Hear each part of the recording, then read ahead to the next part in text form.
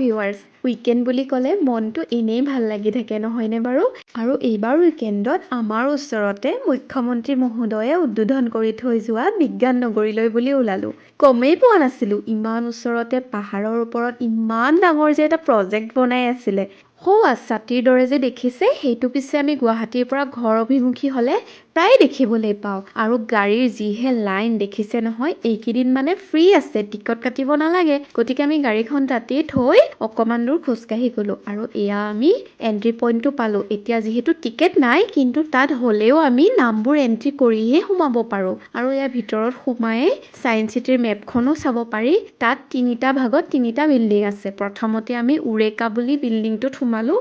আৰু ইয়াত বিজ্ঞানৰ লগত জড়িত বহুতবিলাক পৰিঘটনা ধুনীয়াকৈ প্ৰেজেণ্টেবল কৰি থোৱা আছে। আৰু আমাৰ ভিনিক দেখিছে নহয়, তাই মানে বিৰাট ফূৰ্তি পাইছে এইবোৰ চাই।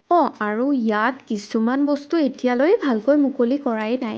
আমি জনাত তেওঁলোকে বৰ্তমান এই ছায়েন্স চিটিখন বন্ধ কৰি ৰাখিছে এই কামবোৰ সম্পূৰ্ণ কৰিবলৈ। আৰু 1 এপ্ৰিলৰ পৰা তেওঁলোকে পুনৰ এইখন ৰাইজৰ বাবে মুকলি কৰি দিব।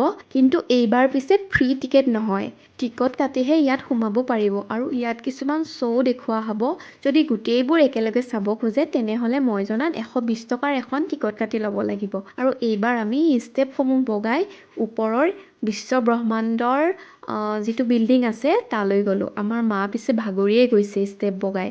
আৰু ইয়াৰ ভিতৰতো এনেকৈ মহাজাগতিক যিবোৰ পৰিঘটনা হৈছে বিশ্ব ব্ৰহ্মাণ্ডৰ, সকলোবোৰ ধুনীয়াকৈ সজাই থোৱা আছে। স্কুলৰ ষ্টুডেণ্টবিলাকে বৰ ভাল পাবগৈ। মোৰ পিছে গ্লাছকেইখন বৰ ভাল লাগিছে। ইফালৰ পৰা সিফাল চালে অকল মোকেই দেখা পাই থাকোঁ। এনেকৈয়ে সিদিনাৰ আবেলিটো বৰ ভাল লাগিল। এয়া পিছে দূৰৰ পৰা মই টিকেট প্ৰাইচবোৰ অকণমান কেপচাৰ কৰিবলৈ ট্ৰাই কৰিলোঁ। ভালকৈ ইমান ধৰিব নোৱাৰিলোঁ পিছে। ঠিক আছে তেন্তে আজিলৈ আহোঁ দেই, বাই।